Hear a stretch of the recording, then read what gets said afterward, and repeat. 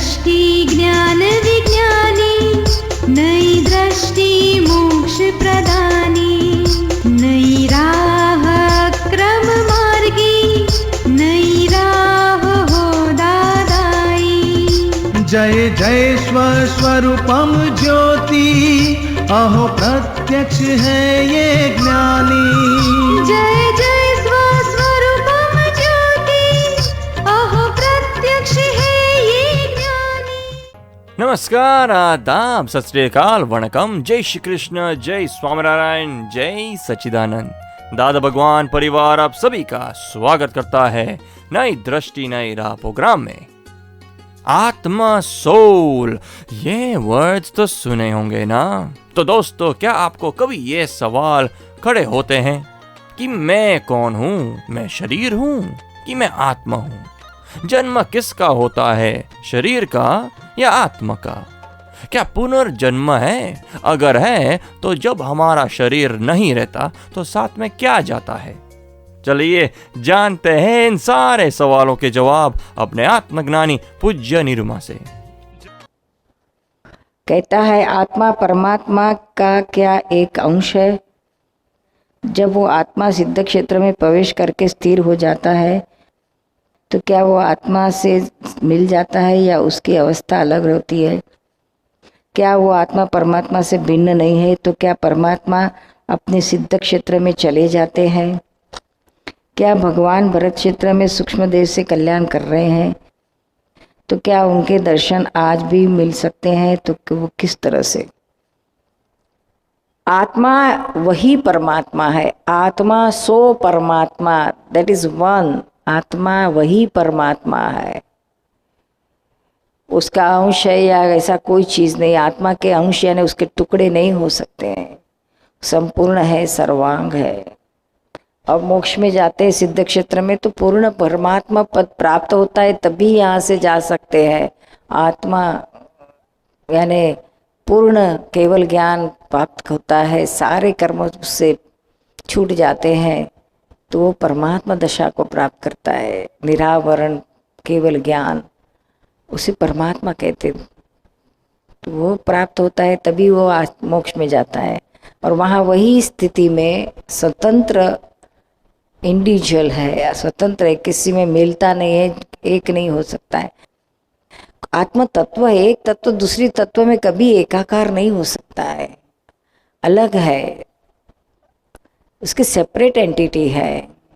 अगर एकाकार हो गया तो हमारी सारी अनंत जन्मों की कमानी अगर हम करके मोक्ष में गए और सारी कमानी किसी को दे देने की, उसमें मिल जाने का, तो फिर हमारा क्या रहा?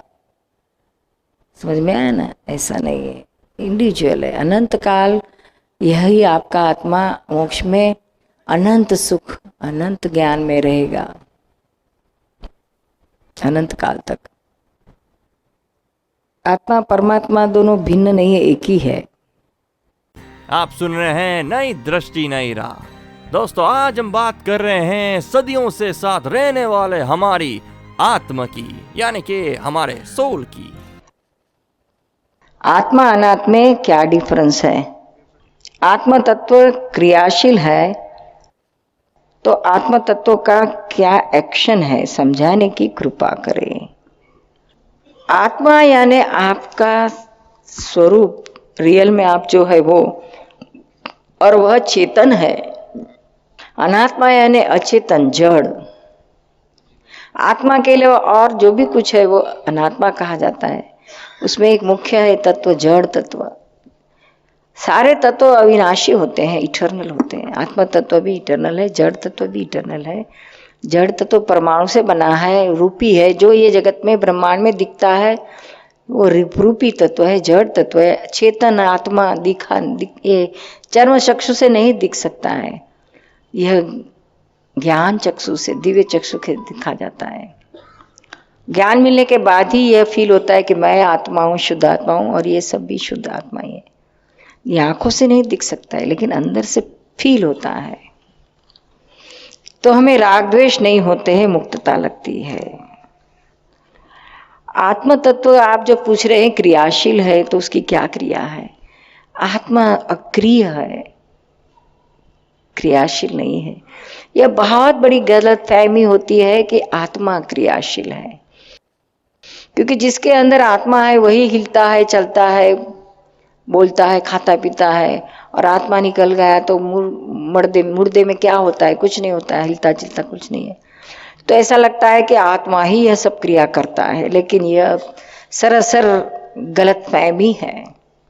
हाँ, आत्मा की प्रेजेंस से यह जड़ तत्व क्रियाशील होता है, एक्टिव होता है।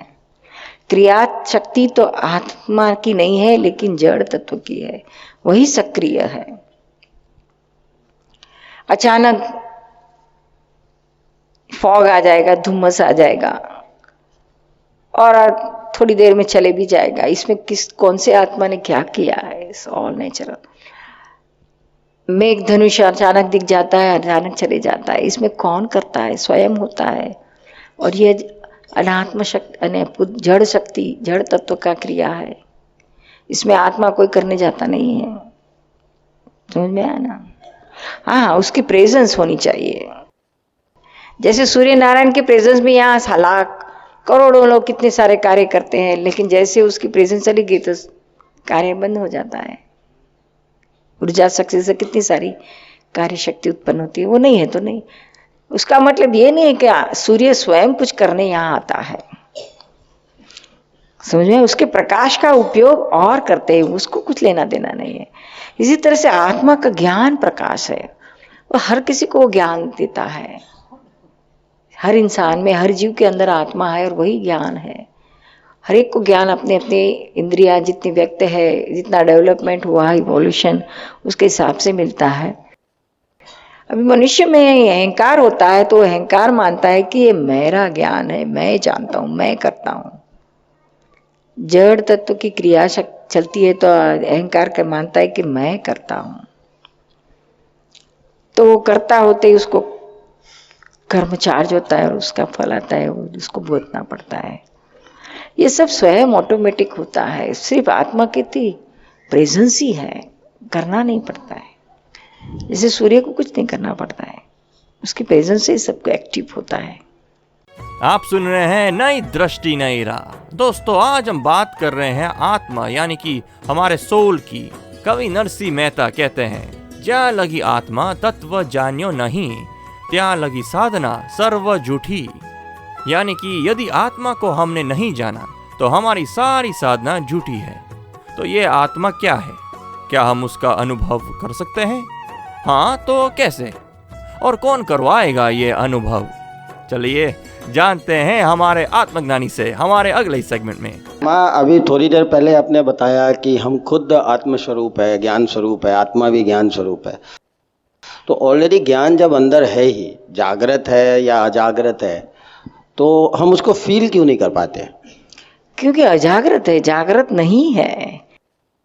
बीच में अहंकार का आवरण है। मैं पवन हूं, इसको अहंकार कहते हैं। ये अहंकार का आवरण टूटता है। ज्ञान विधि में ये अहंकार का आवरण टूटता है।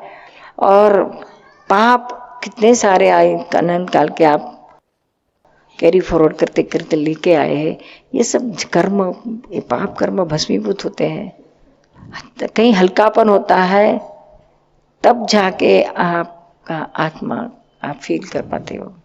माँ, मुझे ये तो मालूम है कि पवन मेरा नाम है, मैं जो अभी आपने थोड़ी देर पहले भी सत्संग में बताया, वो सब मैं जानता, पर फिर भी अभी तक फील नहीं हुई कि आत्मा क्या है। आपने किसी ज्ञानी के पास से जाकर यह प्राप्त की है ज्ञान की? नहीं।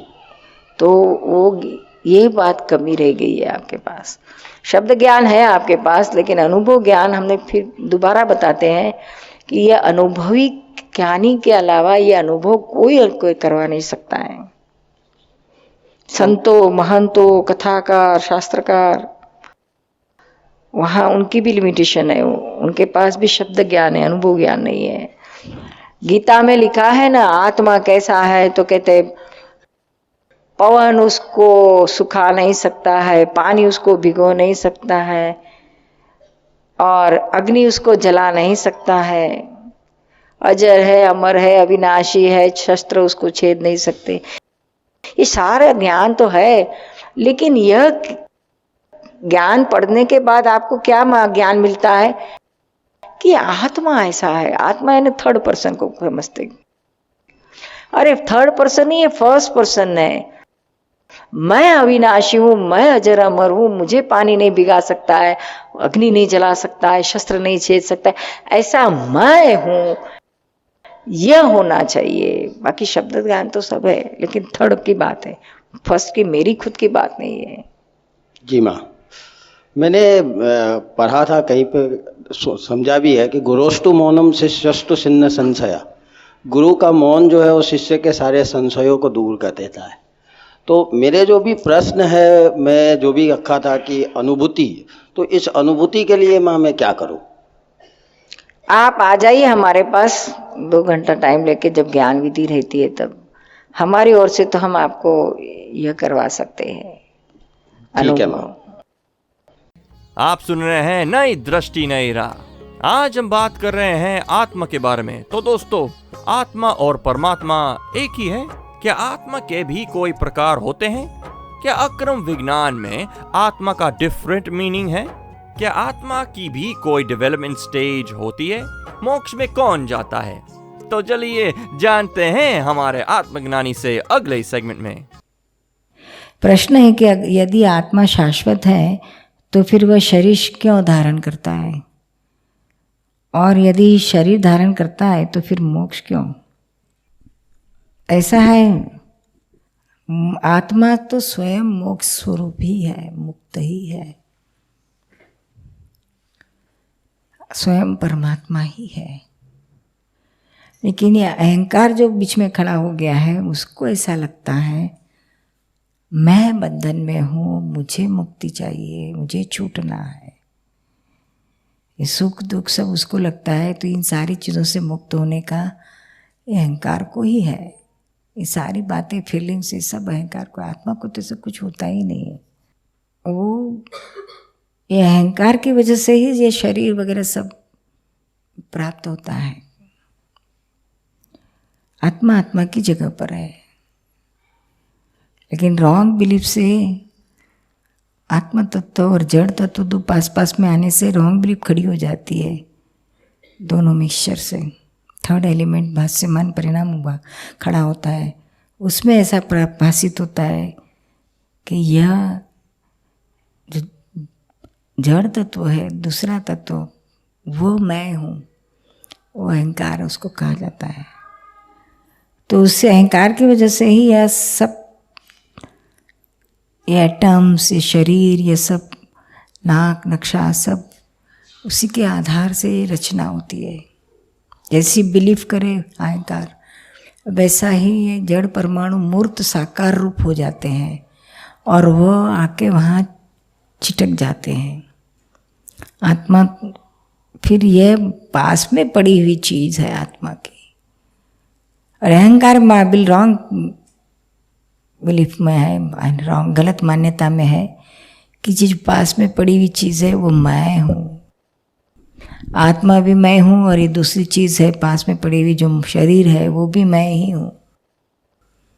आप सुन रहे हैं नई दृष्टि नई राह, जो सुलझाता है जिंदगी के हर सवाल को। दोस्तों, आज हमने जाना कि आत्मा साक्षात्कार के बाद ही हम आत्मा को जान सकते हैं और संसार के सभी दुखों से मुक्ति पा सकते हैं। ऐसे ही सारे सवालों के जवाब पाने के लिए सुनना न भूले नई दृष्टि नई राह। अधिक जानकारी के लिए लॉग ऑन करें hindi.dadabhagwan.org या फिर ईमेल करें dadaonradio@us.dadabhagwan.org या फिर फोन लगाइए 1877-505-3232 एक्सटेंशन 23 या फिर दादा भगवान फाउंडेशन यूट्यूब चैनल को सब्सक्राइब करें। आज के लिए हमें दे इजाजत, कल फिर मुलाकात होगी। तब तक के लिए जय सच्चिदानंद।